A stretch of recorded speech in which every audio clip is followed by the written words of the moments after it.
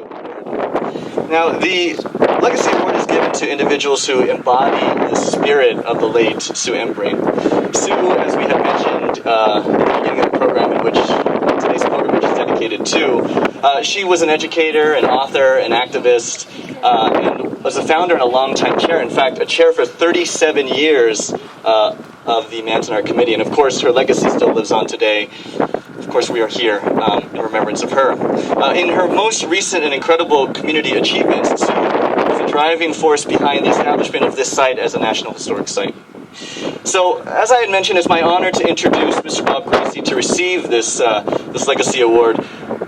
But one of the things I also wanted to mention, I'm sure that he'll be talking about it, and it's also in page 6 of your program booklet. But Mr. Gracey had an incredible role in the establishment of the site as well. Before it was set up, this, I believe the site that the Interpretive Center is on was a waste disposal site. And so he worked to sort of get that prepped and ready to go. But in addition to that, he collaborated a multi-level, government-level collaboration to set this site up. And that was with a number of different folks, which, again, is mentioned in the program booklet. The wind is blowing me over on the stage. Like Brenda said, it's a little bit windy. So,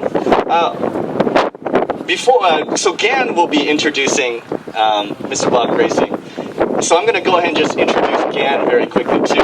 Back in the day, I realize I look like I'm 12 years old, but I'm not. About a decade ago, when GANN and I first met, I was a young whippersnapper at UCLA, and GANN said, you know, Manzanar is great. It's great that we you coming up here, but we should get Kyoto Taiko to come up here as well. And so GANN actually helped to coordinate Kyoto Taiko's first visit here. Unfortunately for us, that meant that we had to wake up an additional hour early, so like at 5 to pack up the drums and make it here. But to this day, that legacy lives forward, and GANN has been kind of one of the rocks of the Manzanar Committee, and we really appreciate everything that you've done. So with that, I'd like to introduce GANN, who would be introducing Mr. Bob Gracey. Well, good afternoon, everyone. I hope everyone's surviving this wind. Before I talk about our honoree today, I'd be remiss if I didn't mention that Craig Ishii, our MC, he talked about the Nikkei student unions that are here in force today will be organizing the Manzanar Desk program this evening. Well, Craig left out conveniently that he's a product of that. He's become a leader in the Japanese American community, and a lot of it has to do with what he learned in these student organizations. So as he said, that the question of where are our youth, where are our students, that is, I agree with him. That's a question we need to stop asking, because they're showing that right here now.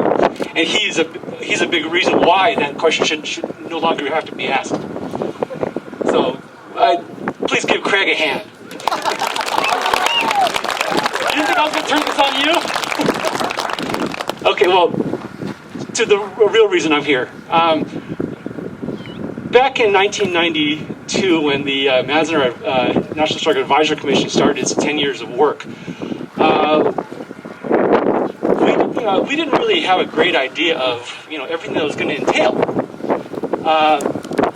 But one of the things we learned very quickly was there were artifacts that were beyond the original 500 acres that the legislation to create the Manzanar National Historic Site,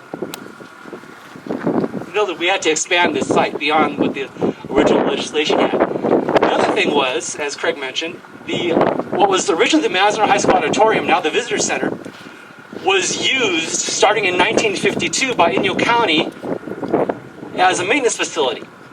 And if you can imagine decades and decades of fuel, oil, and all this kind of stuff spilled on the floors, splattered on the walls, it was a hazmat site. It had to be cleaned until before the National Park Service would accept it. Well, if you can imagine, the County of Inyo is responsible for that. They have to deal with the federal government here. And while that's all going on, there has to be new legislation to add the additional acres for this site, as well as compensate the Los Angeles Department of Water and Power for the land here that they were losing. So how do we fix that? What happened was, to make a long story short, we had the National Park Service, the County of Inyo, and the Bureau of Land Management all having to sit at one table and agree on something. Think about that. You're laughing for the right reasons. If you can imagine a very powerful city department, the Los Angeles Department of Water and Power, and a federal agency, both very much used to having their way. And then the county of Inyo, which is probably going to get the crumbs, is what Bob said at one point. This was not going to be an easy thing.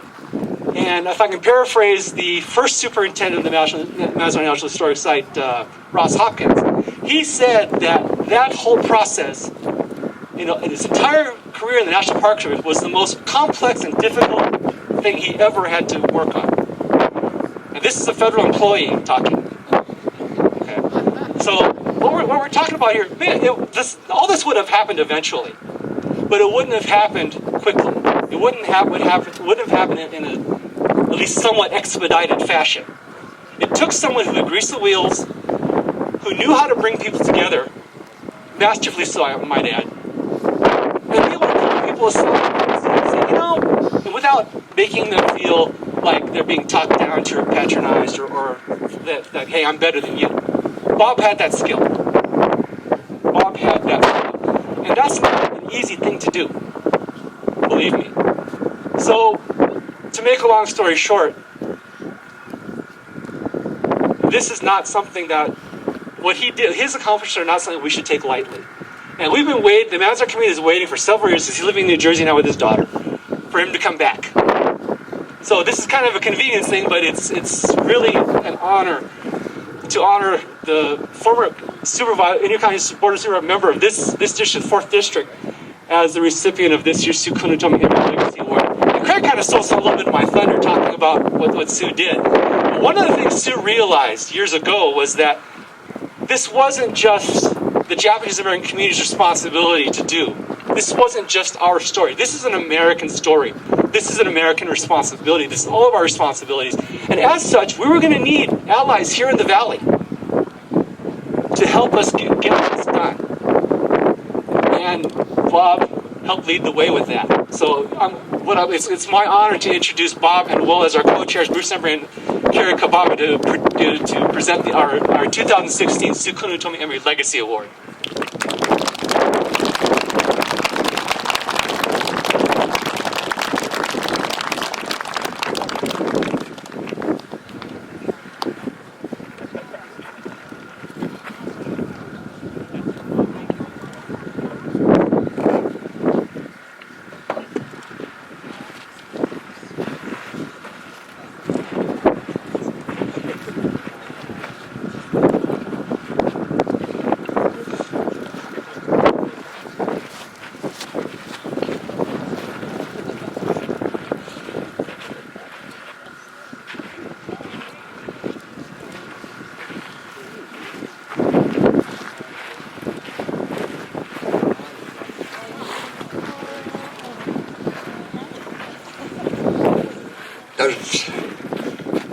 There's very little that I can say except a huge thank you. I am deeply honored to accept this award for some activity that I got involved in a long time ago. It's hard for me to compete with the wind, and this young lady standing beside me is my daughter. And because Mother Nature has taken its toll on my hearing, she is my ears for the day. So with that, once again, I thank you from the bottom of my heart. And it's okay if I get a little emotional.